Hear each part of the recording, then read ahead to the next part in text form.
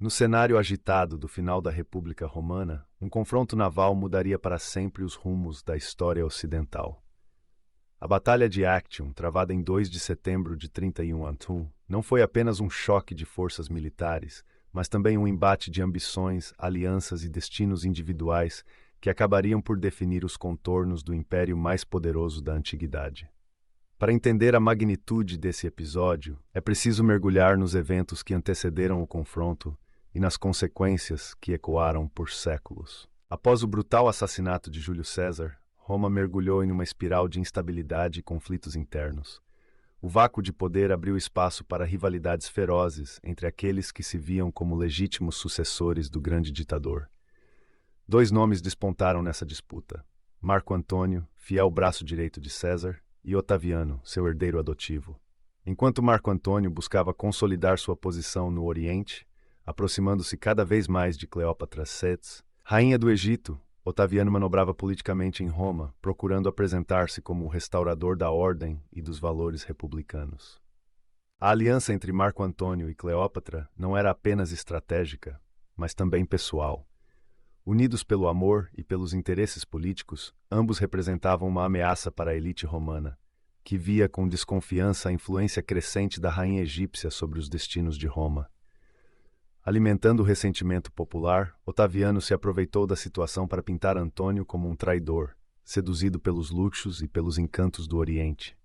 Esse discurso encontrou eco em uma sociedade temerosa da perda de sua identidade e autonomia diante dos poderes estrangeiros. À medida que as tensões aumentavam, ficou claro que um confronto era inevitável.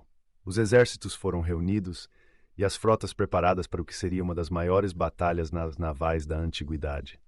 O palco escolhido foi o Estreito de Actium, na costa oeste da Grécia, próximo à cidade de Ambrácia, um local estratégico que permitiria controlar tanto as rotas marítimas quanto o acesso ao coração do Império Romano.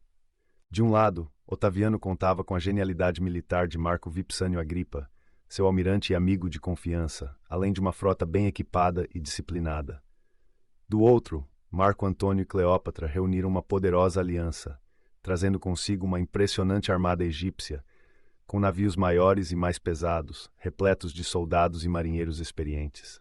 A balança parecia equilibrada, mas a diferença residia na liderança, no moral das tropas e, acima de tudo, na estratégia adotada. Otaviano optou por uma abordagem cautelosa, evitando o confronto direto até que pudesse desgastar o inimigo. Agripa, por sua vez, utilizou táticas inovadoras, bloqueando as rotas de suprimento e atacando as linhas de comunicação de Antônio e Cleópatra. A frota de Otaviano era composta principalmente por navios menores, mais ágeis e fáceis de manobrar, o que permitiu maior flexibilidade nas águas do estreito. Os navios de Antônio, embora imponentes e fortemente armados, eram mais lentos e difíceis de coordenar em meio ao caos da batalha. O dia decisivo amanheceu sob tensão. Os ventos favoráveis permitiram que ambos os lados posicionassem suas frotas, mas logo ficou claro que Otaviano tinha vantagem. Agripa lançou um ataque audacioso, cercando a frota inimiga e forçando os navios maiores de Antônio a se aglomerarem, dificultando suas manobras. Em meio à confusão, Cleópatra, percebendo a iminência da derrota, ordenou uma retirada súbita com parte de sua esquadra. Marco Antônio, dilacerado entre o dever militar e o amor pela rainha, seguiu-a, abandonando o grosso de suas forças à própria sorte. A fuga de Antônio e Cleópatra foi o golpe derradeiro na moral de seus aliados, que, desorganizados e sem liderança, sucumbiram rapidamente ao ataque coordenado de Agripa. Pouco restou do outrora formidável poderio naval de Antônio. As perdas foram devastadoras, tanto em homens quanto em embarcações, e o sonho de uma nova ordem liderada pelo casal egípcio-romano esvaiu-se nas águas de Actium. As consequências dessa vitória foram profundas e duradouras. Com a derrota de Antônio, Otaviano consolidou seu domínio sobre todos os territórios romanos.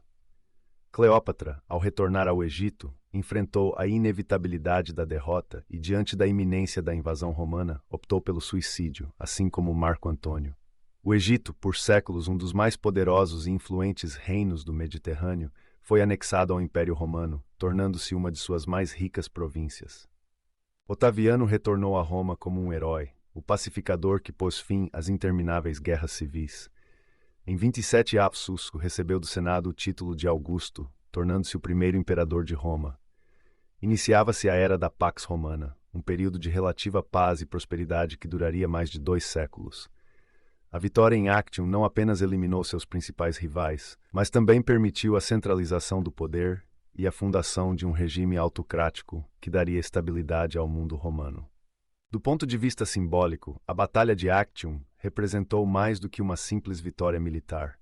Foi o triunfo dos valores romanos sobre as supostas tentações do Oriente, o restabelecimento da ordem interna após anos de caos e incerteza. O episódio foi amplamente divulgado por Otaviano, que utilizou todos os recursos da propaganda para legitimar seu governo e consolidar sua imagem como defensor da tradição e da grandeza de Roma. O legado de Actium ecoou através dos séculos, inspirando artistas, historiadores e líderes políticos. Mais do que uma batalha, foi um ponto de inflexão, um momento em que o destino de impérios e civilizações foi decidido nas águas revoltas do Mediterrâneo. Ao olharmos para trás, percebemos que a Batalha de Actium não foi apenas o fim de uma era, mas também o início de um novo capítulo na história da humanidade, marcado pela ascensão de Roma como potência absoluta e pela promessa, ainda que efêmera, de paz e prosperidade sob o signo de Augusto.